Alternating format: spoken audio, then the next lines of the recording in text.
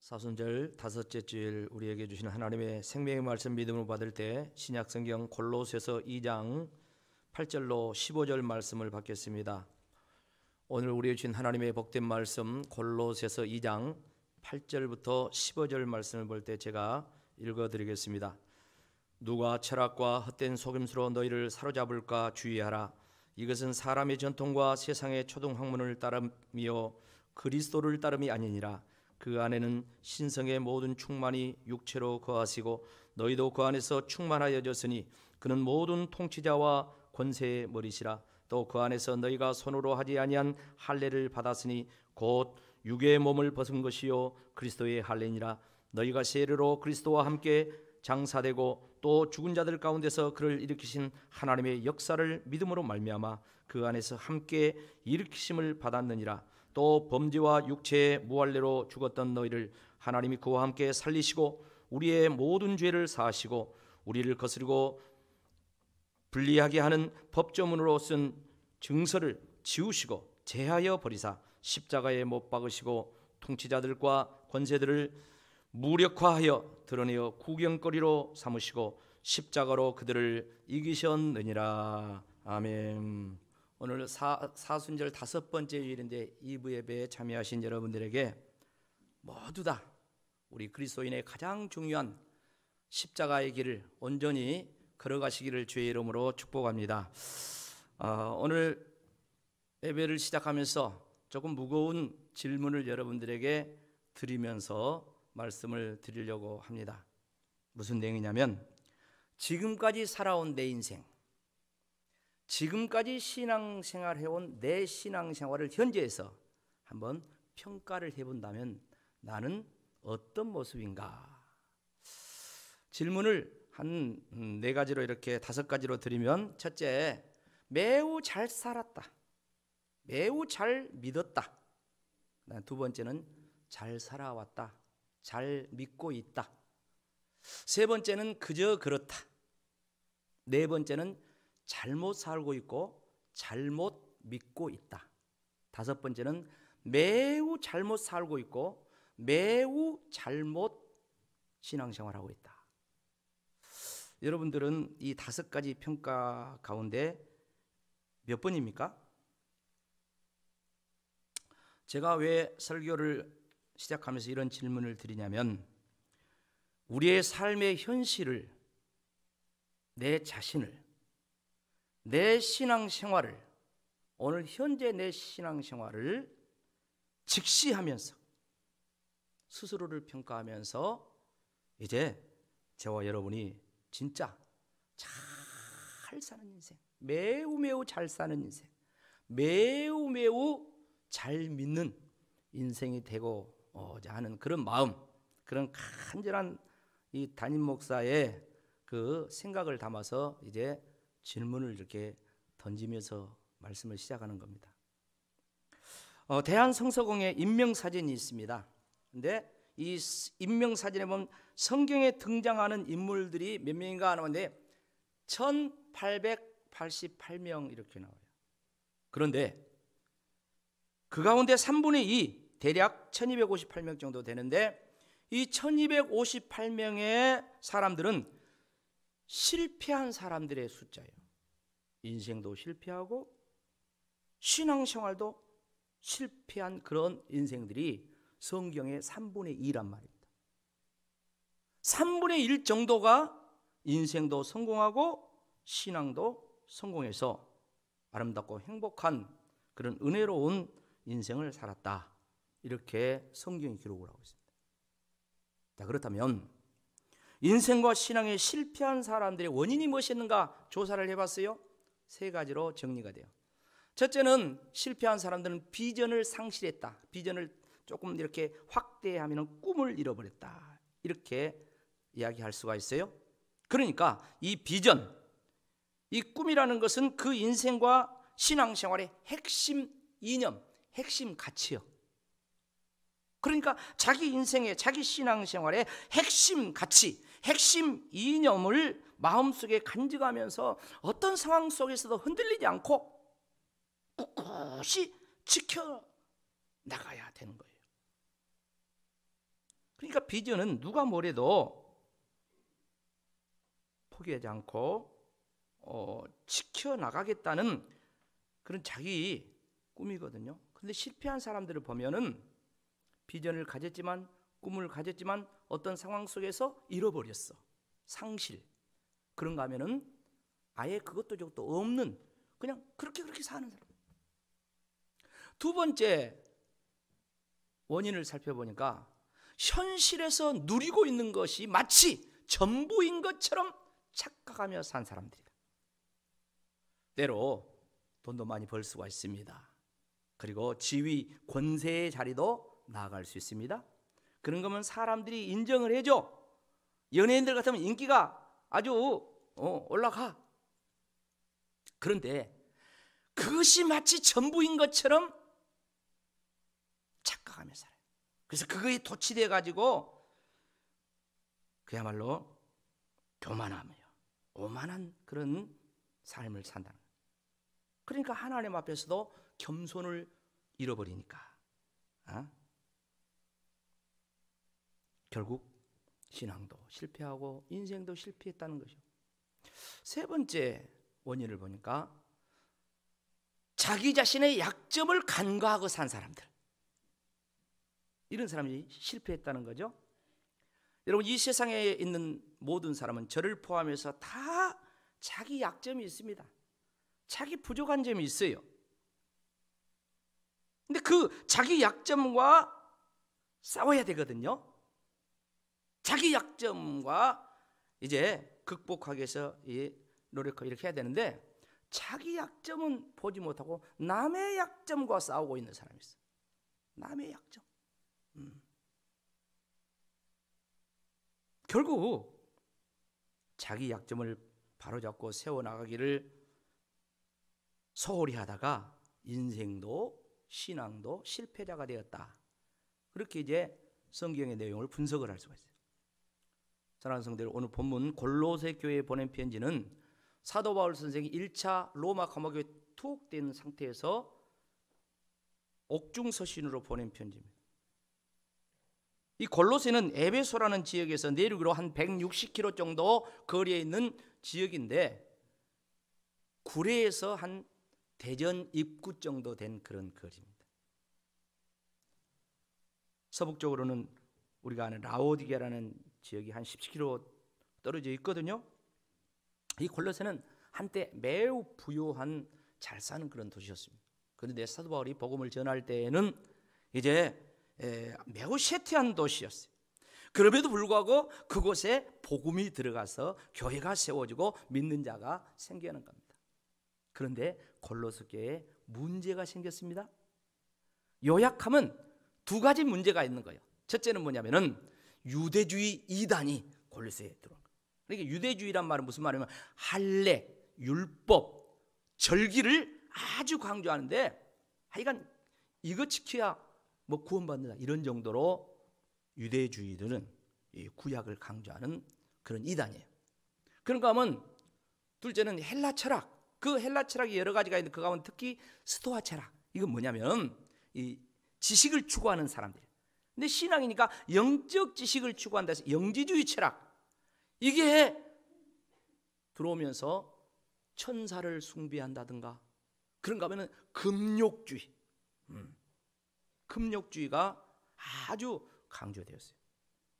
이런 상황 속에 사도 바울이 교회를 개척을 했단 말이에요. 골로새 교회를 세웠단 말이에요. 근데 옥중에서 들려오는 소식이 그냥 교회가 이 진리 가운데 굳건히 서야 되는데, 말씀 가운데 굳건히 살아야 되는데 그렇지 못한 거예요.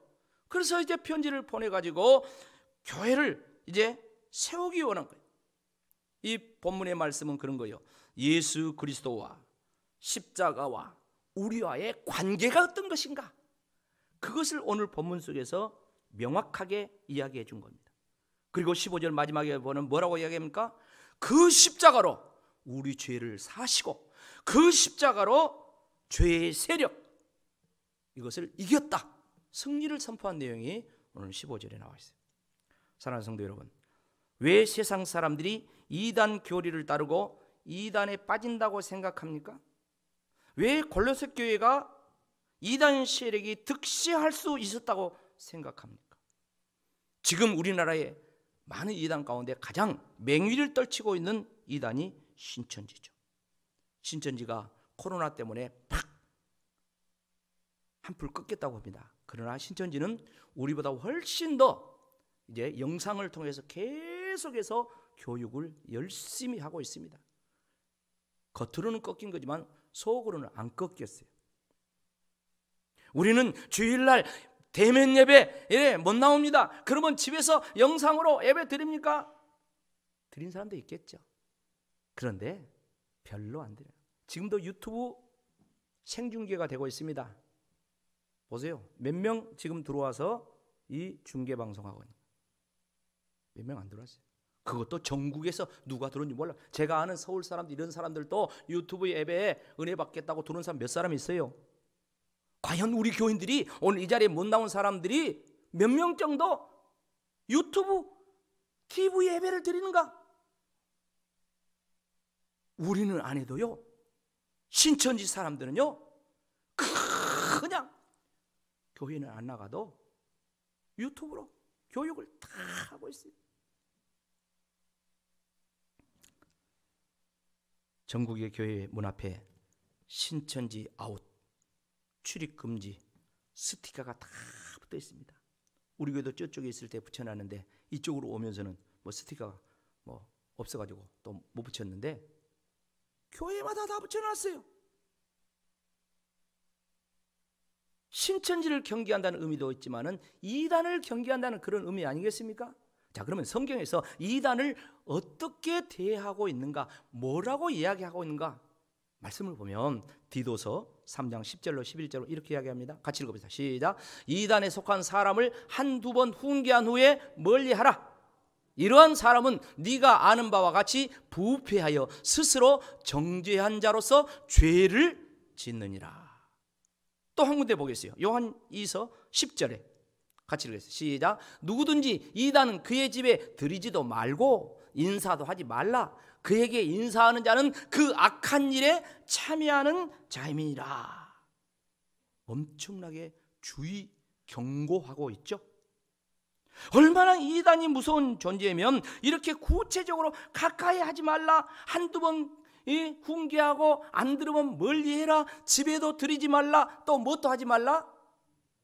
그럴 수가 있어요? 어떻게 인사도 안 하고 지내요? 근데 성경은 인사도 하지 말라고 하는 거예요. 왜? 죄에 빠지니까. 너도 죄에 빠질 수가 있으니까. 왜? 그들은 진리를 완전히 왜곡해서 불신자는, 안 믿는 불신자는, 다종교 다닌 사람들은 회개하고 예수 믿을 수가 있어요. 그러나 이단들은 정통교회의 교리, 성경을 왜곡해요. 그렇기 때문에 안 되는 거야. 그래서 이렇게 강력하게 하나님께서 금지를 시켜. 여러분, 이단에 빠진 사람의 특징 중 하나 아주 중요한 건 뭔 줄 아십니까? 교만하다는 거예요. 오늘 부패했단 말이 나옵니다. 이 부패했다는 말은 의미는 교만해가지고 사탄처럼 현저하게 하나님을 대적하는 것을 이야기합니다. 사단이 하나님을 대적하잖아요. 교만해서 그런 거죠. 근데 부패해져가지고, 심령이 부패해져가지고 그렇게 이야기하는 거예요, 이단들이. 그런 모습이에요. 근데 우리가 꼭 기억할 것은 시대적으로 이단이 득세할 그 시대의 특징이 있어요. 무엇 때문에 이런 일이 벌어졌냐? 가슴 아프게도 기존 교회가 생명력을 잃어버리고 복음에서 점점점 멀어질 때, 그때 이단이 역사 속에 창궐했어요. 마치 우리 몸의 면역력이 떨어지면은 온갖 질병이 들어와서 병든 것처럼 같은 일이에요. 여러분, 지금 코로나 사태가 1년이 넘게 계속되고 있습니다. 다들 코로나. 근심, 걱정, 염려, 사람 만나는 것도, 어디 서울이나 광주 가는 것도 꺼려집니다. 그런데 면역력이 강한 사람은, 건강한 사람은 코로나 아니라 코로나 혈압이가 와도 걸려요, 안 걸려? 안 걸려요. 안 걸려요. 면역력이 강하기 때문에 안 걸리는 거예요. 영적인 것도 마찬가지입니다. 영적 면역력이 복음으로 강해져야 돼. 그런데 강해지지 못할 때, 느슨해질 때, 그때 여러 종류의 사이비 이단들이 활개를 쳐왔어. 세상이 혼란할 때, 정치가 혼란할 때, 시대가 어려울 때, 그런 틈을 타고 이단이 이렇게 활개를 쳐왔어요. 지금 골로새 교회에 이단 주의보 발령을 내리고 있습니다.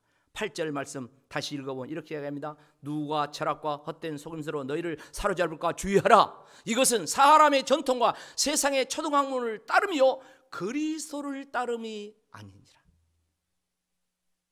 사랑하는 성도 여러분, 우리 성도들은 예수 그리스도를 따라야 될 줄로 믿습니다. 예수 그리스도를 믿고 주님 가신 길, 십자가의 길, 그의 도를 따라서 살아야 되는데, 철학, 헛된 속임수, 이런 것들로, 전통, 이런 것들로 신앙을 미혹한다. 그건 그리스도를 따름이 아니다 그랬어요. 예나 지금이나 똑같습니다.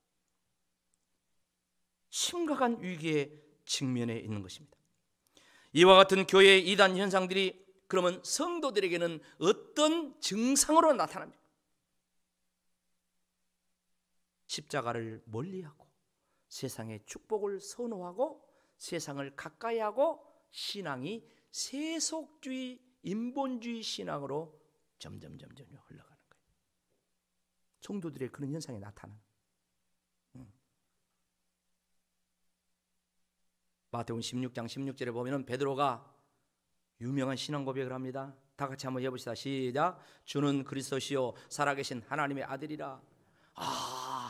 이 신앙 고백하고 베드로가 칭찬받았습니다. 예수님이 바위나시면에 너 복받았다. 이걸 알게 하니는 혈육이 아니라 하늘에 계신 네 아버지께서 너에게 알려줬다 하면서 칭찬을 아예간 목마르도록 했습니다.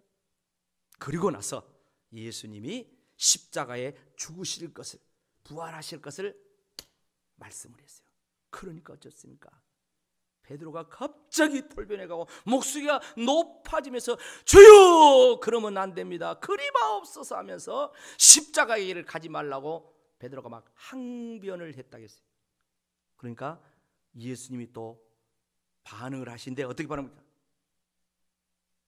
네가 하나님의 일을 생각하지 않고 도리어 사람 일을 생각하는도다. 사탄아 물러가라. 너는 나를 넘어지는 자다. 사실 베드로가 예수님 생각에서 당시의 십자가는 저주의 상징이었거든요. 당시의 십자가는 그야말로 져서는 안 돼.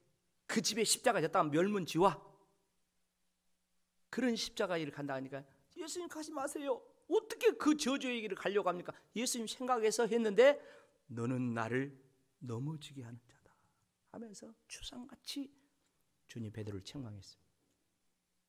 왜 베드로가 하나님이 가르쳐줘서 입으로 주는 그리스도 살아계신 하나님의 아들이라고 이렇게 칭찬받는 고백을 했는데 십자가의 길을 가신다는 예수님을 말렸습니까?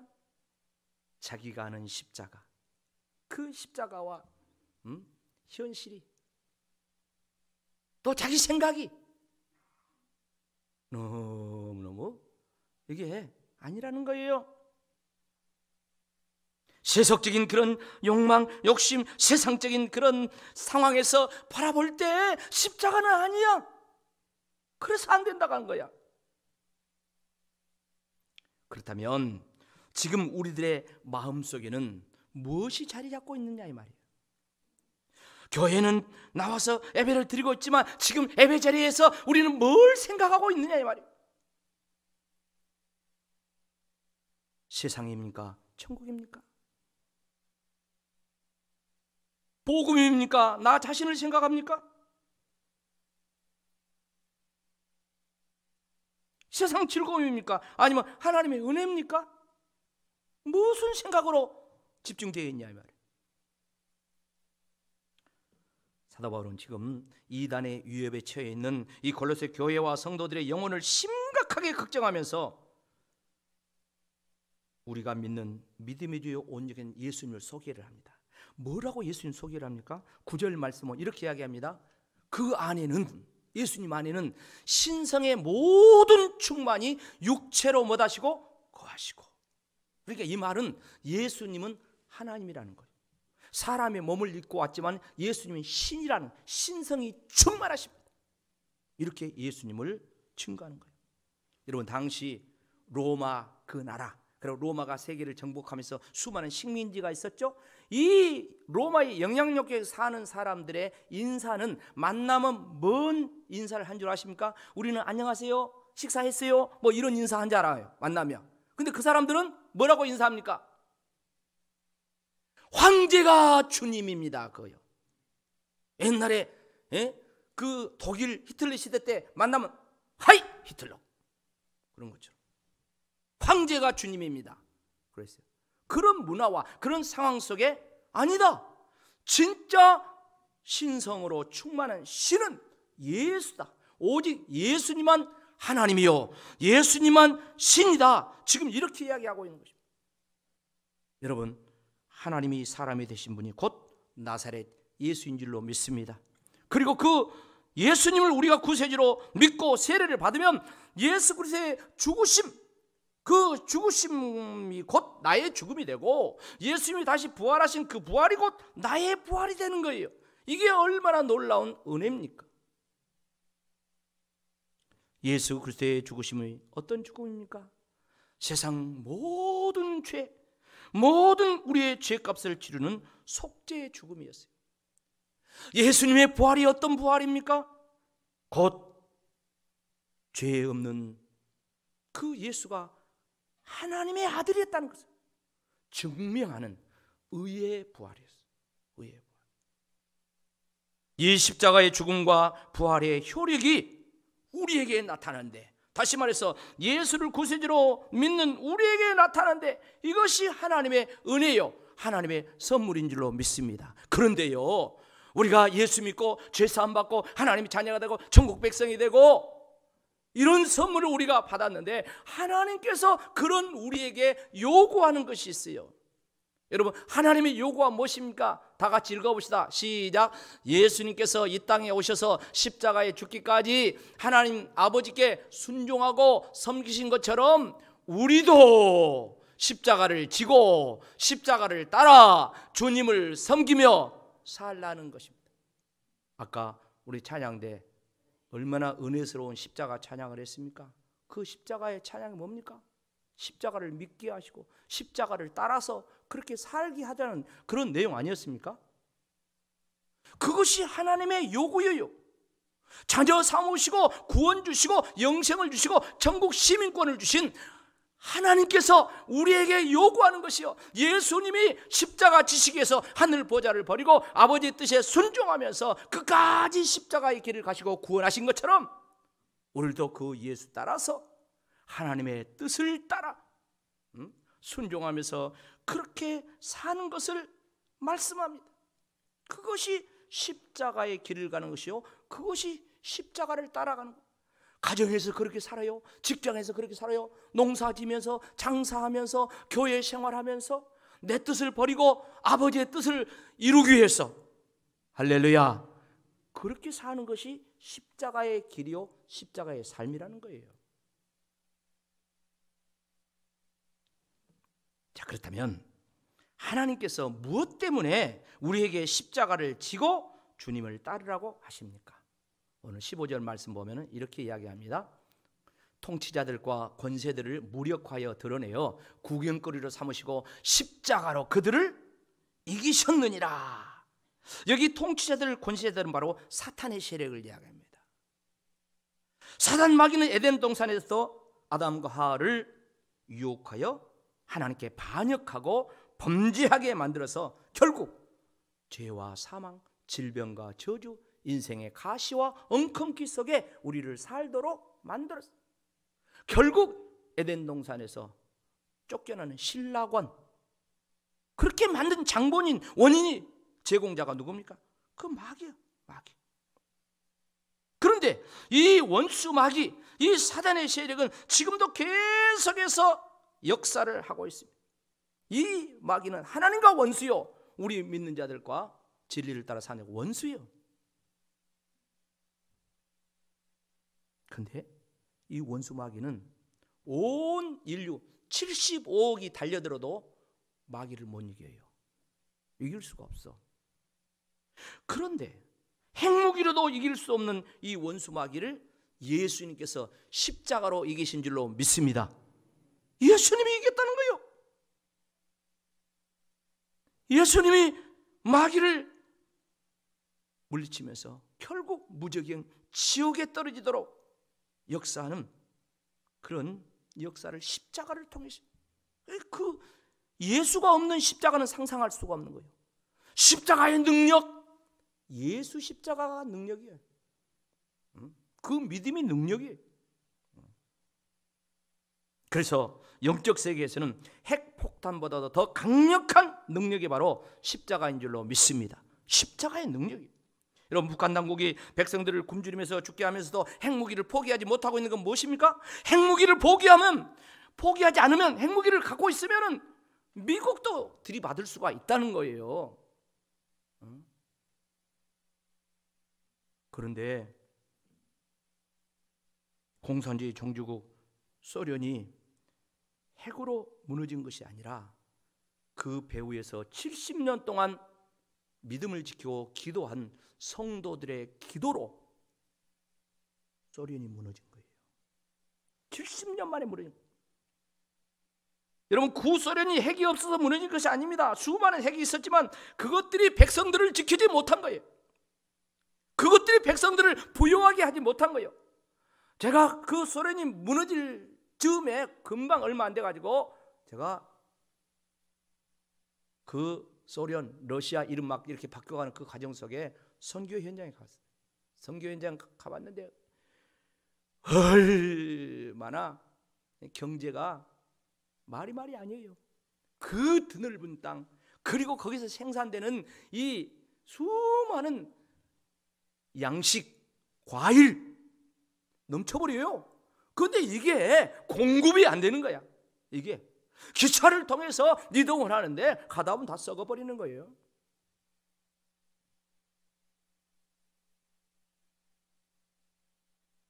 오직 십자가의 복음만이 백성들을 육체의 문제와 영혼의 문제를 해결하는 강력한 무기라는 거예요. 강력한. 종교 개혁 시대 이후에 정말 큰 영향을 미국의, 영국 이 사회에 미쳤던 그런 목사님 계신데, 사무엘 루더포스런 목사님 계세요. 이분이 종교개혁 이후에 영국 사회에, 또 영국은 또 미국으로 또 영향을 미치지 않습니까? 그런 사회에 엄청난 영적인 영향을 미쳤는데, 그 말 중에 이 말을 아주 우리에게 실감나게 합니다. 같이 한번 읽어봅시다. 시작. 배는 돛 때문에 먼 바다까지 항해할 수 있고, 성도는 십자가 때문에 인생의 험한 파도를 헤쳐나가며 천국을 향해 전진할 수 있다. 요즘은 돛담배가 없어요. 그런데 옛날에 저 어렸을 때 보면 이 바닷가에 보면 돛배가 있어요. 돛배가. 그런데 그 돛이 배 길이보다도 더 큰 그런 돛이 있어요. 얼마나 무거운지 몰라요. 그런데 그 돛 때문에 배를 먼 험한 바다를 항해를 하게 만들어. 우리에게 십자가, 이거는 힘든 것이고 어려운 것이라 생각됩니다. 그러나 이 십자가가 우리 인생의 험한 파도를 이기는 능력이 되며, 이 십자가가 이 세상을 저 천국으로 승리하며 나가게 할 수 있는 그런 힘이라는 것이, 십자가가 아주 유명한 말을 한 것입니다. 그렇습니다. 십자가가 능력이요, 십자가가 힘입니다. 예수 그리스도의 십자가를 믿고 그 십자가를 따라가는 것만큼 우리에게 큰 능력은 없다는 겁니다. 그렇다면 이 십자가가 왜 능력인가? 이 십자가를 지는 것이 왜 능력인가? 자, 그걸 두 가지로 요약을 하면, 첫째는 영적으로 죽었던 우리를 하나님께서 예수님의 십자가와 함께 살리셨기 때문이에요. 오늘 13절 상반절에 보면 이렇게 이야기합니다. 또 범죄와 육체의 무할례로 죽었던 너희를 하나님이 그와 함께 뭐하시고 살리셨고. 죽었던 우리를 살렸대요. 아니 내가 뭐 죽었습니까? 육적으로는 살아있지만 영적으로 죽었다. 그건 무슨 말입니까? 생명의 하나님과 단절되어 있으면 육은 살았어도 영적으로는 뭐 됐어요? 죽었다는 것입니다. 그런데 예수님께서 십자가 지시고 그 예수님께서 우리를 살렸다. 하나님이 예수님과 함께 십자가는 하나님 우리를 살렸다는 그런 말씀입니다. 그러면 두 번째는 우리의 모든 죄를 사하시고 율법의 요구를 십자가에 못 박아버렸다 그랬습니다. 오늘 13절 하반절에 14절까지 다 같이 읽어봅시다. 시작. 우리의 모든 죄를 사하시고 우리를 거스르고 불리하게 하는 법정으로 쓴 증서를 지우고 제하여 버리사 십자가로 뭐요? 십자가에 못 박으시고. 여러분 대한민국에 사는 모든 사람들은 살아있는 동안 의로운 사람은 한 사람도 없어요. 하다못하면 대한민국 법에 도로교통법이라도 위배해 안 적발돼서 그렇지 수많은 헌법으로부터 시작해서 지방자치법, 뭐 도로교통법, 뭐 인권법, 문법 얼마나 많은지 몰라요. 그 법에 저촉되지 않는 사람은 한 사람도 없어요. 여러분 세상법에도 다 저촉이 된다면 하나님의 율법에 이 하나님의 법 앞에서 죄 없다고 큰 소리 칠 사람이 누가 있겠냔 말이에요. 아무도 없어요. 아무도 없어. 그런데 하나님께서 그 아들 예수 그리스도가 십자가를 지심으로 우리 죄를 담당하게 하심으로 또 율법의 요구는 뭐냐면 죄는 죽어야 되는 거야. 그 율법의 요구야. 그런데 예수님이 그 율법의 요구를 다 죽음으로 담당하셨다는. 그래서 율법을 다 이루신 거예요. 이런 일은 예수님 이전에도 없었고 예수님 이후에도 없습니다. 오직 예수님으로 인하여서 우리를 죄와 사망에서 율법의 저주에서 우리를 해방시킨 줄로 믿습니다. 어느 날 예수님께서 제자들에게 십자가 교육을 이제 시키려고 제자들에게 야야야 너희들 눈 뜨고 전부 다 십자가 크게 최대한 크게 만들어가지고 와봐. 그러니까 전부 다 십자가를 아주 크게 만들어가지고 이제 질질질 끌고 왔어요. 자, 다 만들었냐? 그러면 이제 그 십자가를 각자 짊어지고 이제 가자. 목적지를 향해서 가자고 한 거예요. 근데 한참 가다 보니까 너무 힘들어, 무거워. 그래서 그 가운데 꾀쟁이가 있어서 꾀보가 있어가지고 이제 십자가를 저 밑에부터 조금씩 자르는 거야. 잘라. 그래가지고 계속해서 조금 자르다. 근데 그 사람이 누구냐? 일명 머리 좋은 가룟 유다야. 가룟 유다가 십자가가 그냥 한 1m 정도 된 십자가 이걸 이제 휘파람 불면서 남들은 막 땀 뻘뻘이 끌고 간대 하면서 막 십자가를 들고 꽁지춤을 추고 따라가는 거예요. 근데 한참 가다가 보니까 앞에 그냥 건널 수 없는 또랑이 나온 거야. 예수님이 뭡니까? 얘들아, 저 도랑을 건너가야 되는데 너희들이 가지고 온 십자가를 거기다가 놓고 건너가자. 다 십자가를 거기 놓고 그 도랑을 건넙니다. 그런데 가룟 유다는 뭐요? 아이고 어째 나는 어째 그랬다는 거 아닙니까? 십자가를 모르니까 그래. 힘든 것만 생각하는 거야. 근데 생각해 보세요. 그림 보여주세요. 죄에 빠진 인간이 하나님 앞에 아무리 노력해도 이룰 수가 없습니다. 도달할 수 없어요. 청구할 수 없어요. 그래서 하나님께서 인간의 몸을 입고 이 땅에 오셔서 그분이 예수님이셔. 그 예수가 하나님과 우리 사이 이 죄악의 구렁텅이 이 사이를 십자가로 다리를 놔준 줄로 믿습니다. 그래서 누구든지 우리가 예수 십자가를 믿는다는 것은 쉽게 말하면 하나님이 이 세상과 천국으로 놓아준 다리를 건너가는 것 같은 거야. 다리. 뭔 소리요? 방귀 소리요? 할렐루야. 이게 십자가라는 거예요. 자, 그렇다면 우리가 어떻게 십자가를 지고 십자가의 길을 갈 수가 있습니까? 오늘 본문 말씀 보면 그 안에서 4번이나 나옵니다. 그리고 그리스도와 함께 3번이나 나옵니다. 그러니까 그리스도 안에서 그리스도와 함께란 말은 같은 의미인데 바로 예수님과 연합해서 예수님과 함께 십자가를 지고 십자가의 길을 가면 된다는 거예요. 할렐루야. 같이 합시다. 나는 혼자가 아니다. 여러분 여전히 혼자입니까? 여러분 예수님 우리를 십자가에 달려 죽으시고 부활하신 그 예수님을 여러분 안에 다 모셨습니까? 아멘이. 왜 시군죽도 안 먹은 사람 이렇게 시원찮아요? 가장 중요한 질문입니다. 여러분 우리를 죄와 사망에서 구원하시고 십자가 지시고 부활하신 새 생명 그 예수를 여러분 안에 모셨습니까? 그러면 여러분은 연합한 자야. 예수와 함께 연합한 자야. 그런데 어째 나 혼자만 사냐 이 말이요. 예수님과 함께 연합한 자로 살아야 되는데 먹든지 마시든지 뭘 하든지 예수님과 함께인데 왜 예수는 없냐 이 말이요. 예수님 모셨다면서 믿는다면서 왜 나 혼자냐 이 말이야.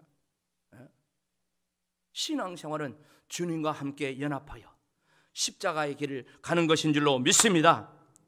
여러분 유명한 코어바디스라는 영화를 잘 알죠? 자, 영상을 잠깐 돌려줘 봐요. 로마의 핍박을 피해서 이제 베드로가 I think it's going to rain. 도망갑니다. You'd better look for. So? What troubles you? 나자레우스가 뭐라고 해도 아무 말도 안 해요. Are you very tired? Oh, my mind is as heavy as my body. There is something wrong. With our people, perhaps. I do not know. 성도. It is, I need our Lord's counsel.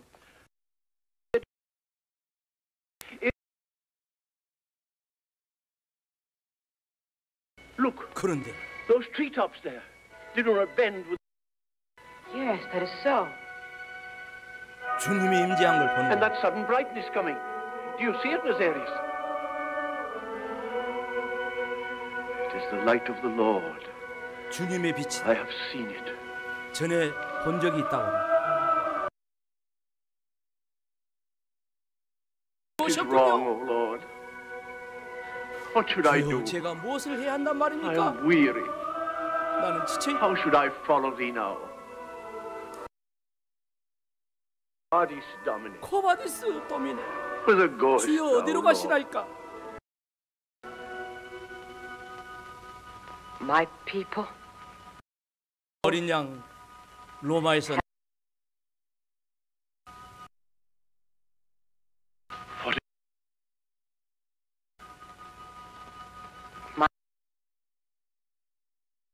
부르고 있다.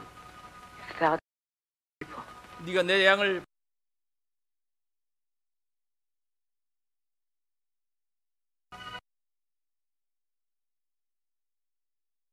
Speak. Say 다시 them 말해봐라. again. I didn't say anything. You said, I shall go to Rome the second time. Nothing. 난 아무 말도 안 했어요. 그래. To me. Come, Nazarius. Where are you going? 길을 도망자의 길에서 다시 로마로 바꿔서 갔습니다. 십자가의 길이라는 것은 혼자 가는 길이 아니에요. 너무너무 힘들어. 베드로가 성도들의 말을 듣고 교회의 후일을 위해서 사도님은 좀 피해 있다가 다시 와서 교회를 세워야 되지 않겠습니까? 그렇게 이야기해요. 그때 그 말을 듣고 나가다가 주님 만났어.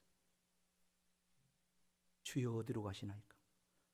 나는 네가 버리고 간 양들을 교회를 위해서 다시 로마로 십자가 지러 간다. 그 말 듣고 베드로가 다시 길을 바꿔서 로마에 갔다는 거 아닙니까? 주님과 함께 한 줄로 믿습니다. 그래서 십자가를 거꾸로 지고 베드로가 순교했다고 역사는 그렇게 말씀하고 있습니다.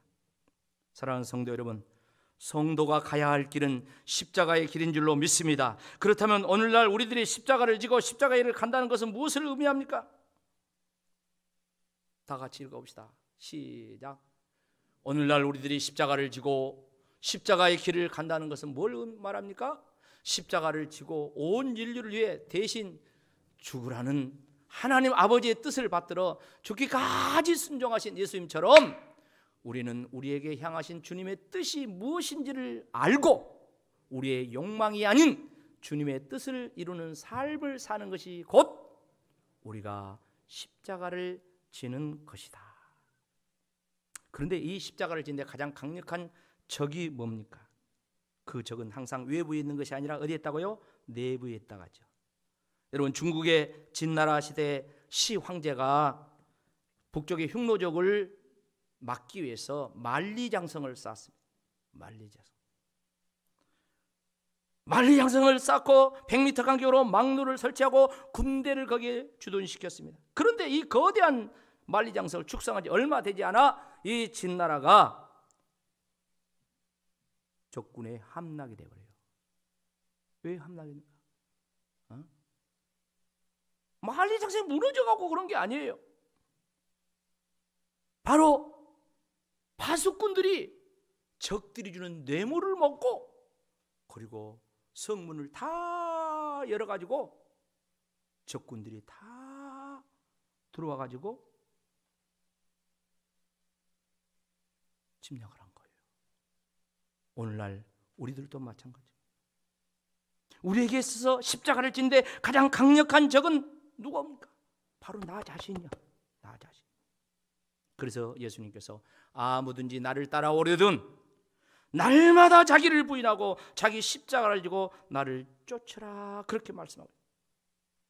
그런데 나를 부인한 거, 하나님의 뜻과 내 생각 속에서 나를 포기한다는 거 쉽습니까? 안 쉬워요. 그것마저도 하나님의 은혜가 있어야 될 줄로 믿습니다. 그것마저도 연약한 자를 도우신 성령님이 도우셔야 될 줄로 믿습니다. 그것마저도 믿음이 더해야지. 그렇지 않으면 안 된다는 거예요. 유명한 미국의 영성신학자 도널드 그레이 반 하우스라는 사람이 이런 말을 했어요. 같이 읽읍시다. 시작. 날마다 우리는 하나님의 은혜의 대상이다. 무슨 말입니까? 우리는 날마다 우리 육체를 위해서 밥을 먹어야 돼. 그런 것처럼 우리는 날마다 하나님의 은혜 받고 살아야 된단 말이에요. 할렐루야. 주일날만이 아니라 날마다 우리는 주의 은혜를 받고 사는 그런 대상이라는 거예요. 그래야만이 우리가 성도가 가야 할 길, 십자가의 길, 은혜의 길, 믿음의 길 끝까지 성공적으로 갈 수 있다는 것입니다. 은혜 없이 갈 수가 없어요. 은혜 없이. 말씀을 마무리합니다. 서두에서 인생과 신앙의 실패 요인 3가지를 해야겠습니다. 이제 성공자가 되어야 되지 않겠습니까? 첫째 뭐라 했습니까? 비전 상실이었어요. 비전을 잃어버려 꿈을 잃어버렸어요. 그런데 이제 비전이 분명해야 합니다. 비전은 인생과 신앙의 핵심이 이념인데 우리 성도들은 바로 십자가가 비전이고 십자가가 꿈인 줄로 믿습니다. 십자가가 우리 인생의 신앙의 핵심 이념이에요. 십자가를 버리면 안 돼요. 십자가 붙들고 나갈 때 다 승리해야 될 수 있어요. 두 번째 뭐라 했습니까? 현실에서 누리고 있는 것이 마치 전부인 것처럼 착각하면서 교만하게 살았는데 이제 그게 아니라는 거죠. 이 땅이 전부가 아니다는 거예요. 우리의 전부는 십자가 이후에 있을 부활이요, 우리의 전부는 이 세상을 떠날 때 천국이 전부일 줄로 믿습니다. 이 가치로 살아야 돼요. 세 번째, 자기 자신의 약점을 간과하고 산 것이 실패의 요인이요, 그러나 항상 나 자신은 연약하고 부족하고 그걸 인정하면서 내 약점 극복을 위해서 기도하면서 어떻게 하면 이걸 이길까, 그렇게 노력하면서 반대로 십자가 정신으로 살아가면 반드시 인생도 여러분들의 신앙생활도 최후의 승리가 될 줄로 믿습니다. 아멘.